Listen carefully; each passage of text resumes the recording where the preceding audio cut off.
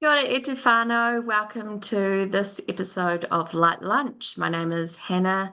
I'm projects lead at the Institute, and I'm stepping in for Floriana today as she is in Auckland delivering our next Building Legends. Very excited to be joined today by Adam Baxter and Trevor Griffiths. We are panning the country today. We've got Trevor in Northland and Adam down in Christchurch and myself in Wellington. So I'm going to flick it over to you, Trevor, to tell us a little bit about yourself and also to give us some little tidbits about the award you just won at the New Zealand People Awards. Thanks, Trevor. Kia ora, thanks, Hannah. Good day, Adam. Good to meet you virtually, and having traded a few emails. Hello, everybody. Yeah, my name's Trevor Griffiths. I'm a fellow of the Institute of Building. I joined the Institute in 1987, and I've been a member consistently since then. We were prompted for the webinar to have a few questions to respond to. So a couple of things that are keeping me awake at night, if you like. One is my calendar. It always keeps me awake because I can never squeeze enough into my day, and my colleagues and friends always say, if you want to catch up for a cup of tea, make sure you've got a booking. So I guess my calendar is one of the things that worries me all the time. Got to keep on top of it. Another one is resource consent times. Adam, I'm sure you testify to this, is that resource consenting is an absolute dark art, and it causes me so much stress in terms of being a project manager to try and lead projects on time. And the process times on one particular project I've just been working on up in the far north took 18 months for the consent to be put through, and it was a bloody nightmare, excuse my French. So that keeps me awake every night up until Friday when we receive the consent. Also engineering responses and engineering accuracy and times, I'm finding that that's becoming more and more of a dark art as well, just like geotechnical engineering, but more or less structural engineering has become quite stressful for me as a project manager trying to lead what was previously an easier trade to understand. It's become more and more difficult, particularly for me as a project manager, because you don't know all about that, but you work with people all the time that do, and it's become harder and harder, in my opinion, to try and grapple with the idiosyncrasies of engineering and the consenting and the insurance and everything else that goes along with that. And then my final prompt, Hannah, was just to talk about the award. So I've just recently won a highly commended award at the NZIB Awards, which is my 10th award over my long career with NZIOB and my professional career. And that was for the Lindvaart Park in Kaikohe, which was, I was engineer to the contract. It was a project I was involved with personally with fundraising for a total of 5 years, and the construction was 18 months. So the engagement was cradle to grave. Find the money, then convince the politicians to pay for it, and convince the community to jump on board, and then build it. And that was a 5-year process. So I was very honored with my team from scope, project management, to actually lead that. I'm very honored to be there with the client at the awards night, which was a great night. So thanks for the opportunity. So that's my first part. Awesome, Trevor. I also read that it said that you one of the elements that the judges said was how you supported the team and made everyone feel kind of, a part of the journey. Can you give us a little spiel I think about really, I'll talk a little bit about this later on in my other 4 prompts, Hannah, but I think really getting to know people, when's their birthdays, what makes them tick, what's their wife's name, have they got kids? More importantly, who do they support as a football team? And those sorts of things I think are really, they're really important to people because it's personal to them and it pushes a button within them that you're interested in them. And my whole career have done that. I enjoy people. I enjoy talking to people. Think fast, act fast, talk fast. And I think really, if you get to know people, your team on a personal level, and sincerely ask them questions about that, I think that's, in that project particularly, it was a huge community project, Hannah, and there was a cast of thousands involved with it, and I was privileged to be the leader of the construction delivery side. But to raise 99.1% of the funding for that project, which was $15 million, and to have enough money to finish it, because those jobs are a lolly scramble at the end of you being funded. It's an absolute lolly scramble for money. And to have enough money, and with our QS Cameron and our project manager Dylan and Mark, and our APMs that were working on the project, Marilyn and Natalia, that team just smashed it all the way. Every home run, it's always just in time funding, if you know what I mean by that. You never got enough money because one of the funders wants to pay for the roof, but you don't need it because you're trying to pour the concrete. Yeah. And you've got to balance the timing for that delivery, and it's never accurate. Seat of the pants sometimes, but experience gets you through. Yeah, and I imagine, that effort that's needed in the project management aspect in terms of that money and when it's needed is immense. So yeah, congratulations, Trevor. That's Thank you. awesome work. Awesome work. Yeah. So Adam, could you just give us a little spiel about who you are, who you work for, maybe your role within the Institute, and then we'll do the quickfire 3 questions. Sure, yeah. Kia ora, Hannah, kia ora, Trevor. Likewise, great to meet you in person, somewhat, Trevor. And hello, listeners. My name is Adam Baxter. I am a site manager for Fletcher Living Canterbury, currently building a 5-story apartment building in the central city. My background, I'm a qualified builder, qualified quantity surveyor and construction manager. I represent the Institute on the Southern Region Committee and also on the Young Professional Advisors Committee, which I've chaired a few years ago and been around for quite a while there. What should I get into what's keeping me up at night? Sure. Please tell us what's the first thing keeping you up at night, Adam? Right. So the first thing for me, and it's specific, I guess, to my role as a site manager, something that I really have noticed on site, how complex construction drawings are and how well coordinated they need to be. And really, I guess the point that I'm thinking of here is a lot of tradespeople are not that great at interpreting drawings or reading them, and it's really surprising. You might have 1 or 2 leaders of a crew who can read the drawings, but there's a lot of people coming onto our sites who aren't that well versed in reading drawings. So that's always a daily battle, and I'm just interested in thinking about how are we teaching not only sort of practical skills in terms of trades, but how they actually interpret design and follow those instructions to build buildings. So that's something that's keeping me up at night, that's for sure. With that point, Adam, in terms, I know my husband is a builder, and I know that he has that same thing that keeps him awake at night. And he also mentioned because for different projects, there's different plans, right? And a different architect does it, so it's ever changing. The whole, when you get one set of plans and kind of understand that, get to know that, then you move on to another set of plans, which has some other differences, I guess. This is an open-end question, and maybe our listeners, could send in some suggestions. But it is that, how do you teach that when there are kind of lots of changes within? I'm not asking you for an answer at all. I'm just adding to your sleepless night. Yeah. I guess my thinking is like more niche. Like I think back to my time as an apprentice carpenter, and I'm not sure how I never got an opportunity, let's say, within that journey to sit down with someone who's designed a building or produced a set of drawings, and for them to explain, this is how I laid out my drawings and this is how you should interpret them. You kind of learn on the job and you get a basic level. But I think one of the ways that we maybe are combating that, and maybe it's only on the bigger projects, but we even have like really basic 3D, 4D, IFC models that we can sit down and show trades so they can visualize the building in a different way and help them understand those 2D drawings and put them together. So that's a positive way, and that's a bit of hope for the future. But yeah, it's not an easy thing, and I'm wondering, are we teaching how to read and interpret drawings explicitly? So that's one of the things that keeps me up at night, for sure. Give us number 2. What else is keeping you up? So number 2 is how underutilized social media and content creation is by construction professionals.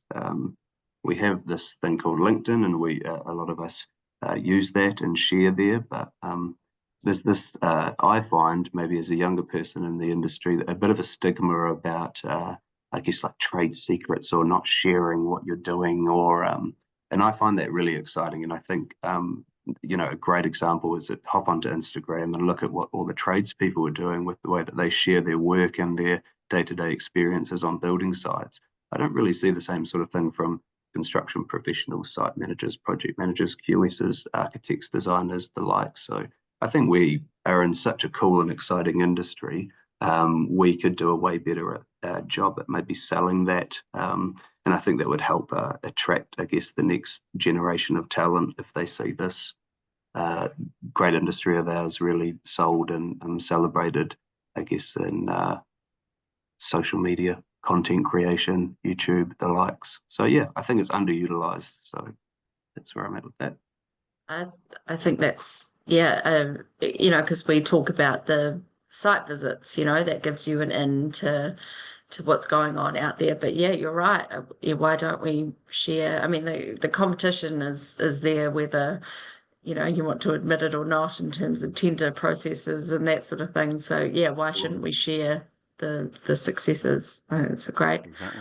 yeah. Yeah, I think sites are exciting. I think we're worried about, taking a video of something cool on site and there's someone dangling off a scaffold without a hard hat or something like that. Yeah. We get worried about it, but it would just be great to find a way to do that, because I love consuming construction content, I guess, as a professional. It's interesting.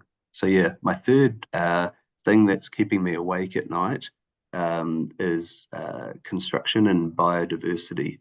I'm a bit of a sort of biodiversity nerd. I absolutely love our native landscapes and plants and flora and fauna in New Zealand.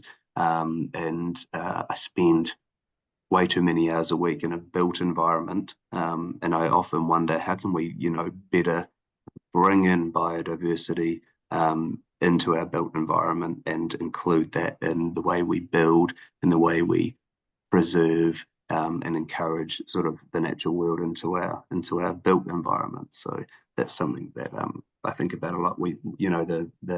The talk is often about carbon and reducing waste and whatnot, but I think the biodiversity aspect is sort of overlooked, and we have such a unique flora and fauna here in New Zealand that is worth thinking about as a construction professional. Yeah, I imagine you're absolutely not alone in that. Thank you both for your insights. Now we're going to move to the quick fire 4 questions. I'm going to start with you, Trevor, to tell us what you're reading or watching. So my wife and I spend a lot of time watching TVNZ +1, and a lot of the programs that we watch are those English documentaries or those English crime, investigative type ones that are really Love them. Yep. Yeah, absolutely love them to bits. And there's sometimes we can knock 4 out in a night. Well, that's 4 hours or 4 times 45 minutes, and that's really not good for my backside. But it's certainly something that we like doing a lot, watching those types of programs. Because we see a lot of the English acting, which I think is great, and a lot of the English countryside and a lot of the places that we both say, oh, I've been there, or I've been into that pub, or or I've driven down that motorway, or whatever. So that's what that's what we like watching. Reading at the moment, I'm reading a book called Fearless, which is it's about Leicester City Football Club, who won the Premier League in 2016. And it's Roy the Rovers stuff, and it really is, reading about the players and reading about the change of ownership and how they managed to do that in terms of leadership was just next level phenomenal. And it was great for me because I watched it, and my wife is a Leicester City supporter, so it was great that we shared that together. But also the fact that they've written a book about it, and it was just next level Roy the Rovers stuff. It was just awesome. So that's what I'm reading. And in terms of, do you want me to do number 2? Question 2? I'll go to Adam first. Oh, sorry. So Okay, Adam, no, all good. Reading, watching, listening. Okay, so I'm reading How Big Things Get Done by Bent Flyberg. I'm sure he won't be listening, so he won't mind me mispronouncing. You're okay. That's a book about mega projects across the world in construction, and it's a fantastic read, highly recommended. I am watching a YouTube channel called the B1M, which is a construction-related channel that lets you look across the world at great projects going on everywhere, and you get to kind of look in the site and hear all about how they're building all the big stuff overseas and at home here in New Zealand. And I'm listening to the Tool Stories podcast, of course, the NZIOB's podcast, which is a great offering, and I really enjoy the stories told on that one. Great, Adam. Adam is also a host on the Christchurch versions of Tool Stories. So yeah, check that out on our resources page. A very important question, one of my favorites in Light Lunch, is what you do for your well-being, physical, mental. Trevor, what do you do? Yeah, very simple, really, for me. 5 years ago tomorrow, we acquired a Staffy, a little Staffordshire Bull Terrier dog. My wife is from Staffordshire, and she's always had them. And so I walk the dog 3 times a day on Matapori Beach. So that's not big, but try to get 10,000 steps in every day. But doesn't always get to that. Sometimes it's 5, sometimes it's 12. But yeah, that's my well-being is just what, you know, if I've had a really tough meeting or a real tough problem I can't get my head around, throwing the lead on the dog and walking down the beach for an hour, it's gone when I come back and think, what was that all about? You know, so that's me. Couldn't agree more. Adam, how about you? Similar to my biodiversity rant, my thing is growing native plants. I love growing plants. I like gardening. That's my thing. It really calms the mind, gets me outside, keeps me active, connects me with the land. My kids get involved as well, which is great fun. So yeah, that's my favorite thing to do. And yay, summer's just around the corner, so you'll be able to be outside a lot more. Absolutely. And Trevor, can you tell us what your motto is in life? Yeah, I thought about this one, but I think I mentioned this earlier on, but it's basically get to know people, ask about them, and life is more enjoyable as a result, both theirs and particularly mine. So my motto, I think, is just people. You know, I just love talking to people. I love listening to them. I love working with them. I love watching them grow. I love watching them win awards. And as I say, ironically, when I won that award just recently, at the time that the nominations were out, I suggested we put the team forward in that category rather than put me forward because, you know, I'm old and I've done it before. Well, these young guys really would be better for them.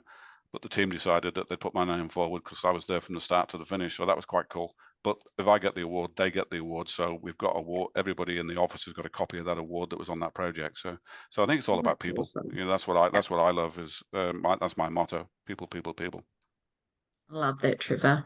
How about you, Adam?